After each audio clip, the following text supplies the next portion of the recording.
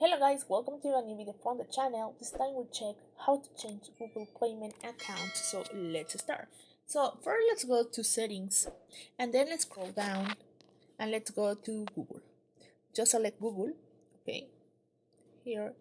And well, as you can see, I have this account activate, and this account is for Google Wallet and Google Play Store for all the services of payments. So if you want to change Google payment account, just click here and you will have all their accounts that you have activate on Google. So just select one. For example, if you want to select Cooper in this one account now, this account is what you will use for future payments on Google Play Store or whatever you want. So that's the way to do it.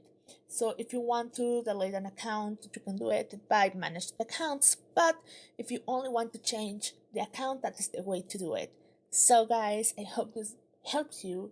And well, if you need more help, please write on the comments and please like this video and subscribe to our channel.